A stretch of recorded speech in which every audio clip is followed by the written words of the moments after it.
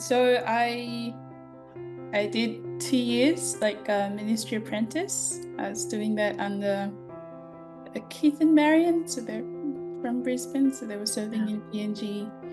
I think in our culture there is a sense of like if we have sort of graduated with a degree, and then so I did a degree in medical imaging, and so I was working for a while before I sort of decided to do ministry apprentice, and so a lot of the people will be like, what are you doing with your degree? And now you've just given that up and you're just, and one of it was sort of, I think the culture pressure of why I'm doing what I'm doing, and say the gospel work is actually quite, dense, and it's not something easy. There's this complexity of it that, yeah, you can get it and still not get it. And I think whilst I was doing ministry apprentice, I was sort of realizing that, and I was like, oh, but I want to give to the students my best. But there is a sense that I actually, should use this opportunity to learn about Christ more. And because it's the first time, it's never been done in my country, like in terms of doing ministry apprentice and then going into Bible college, I was quite excited that maybe in the future this would be something good for others as well. So Keith and Marion just left last year. We're still praying for staff workers to come and work with us.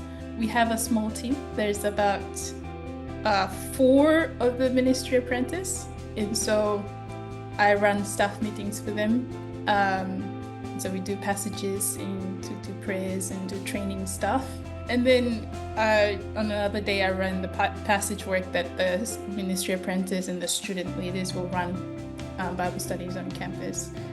Hopefully through the Bible college, I'd be more grounded to sort of have a clear, I guess, understanding of God's word and those that I'm leading as well. I definitely do not want to lead them astray, and that's always my, QTC is like, it gives like a bit more detail and expounds a bit more of why the old Bible is about Christ and why.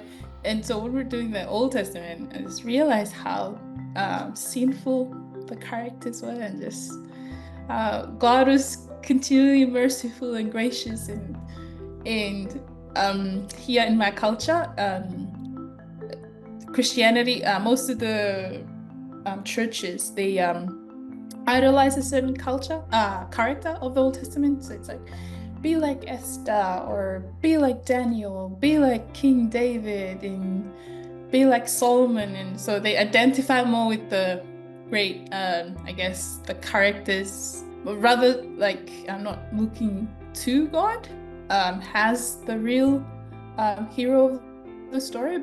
Yeah, I think doing the Old Testament, I walking around with students and talking about who's your favorite character in the Bible, and then they go Abraham and Joseph, and then getting to them to actually realize, okay, why don't we look at Abraham, and then going through all the, like, straight after the blessing, he fell into temptation, and then just like, what? That's not Abraham that and so it's like, it's been so fun, and I was like, oh, you poor souls, but it's been exciting.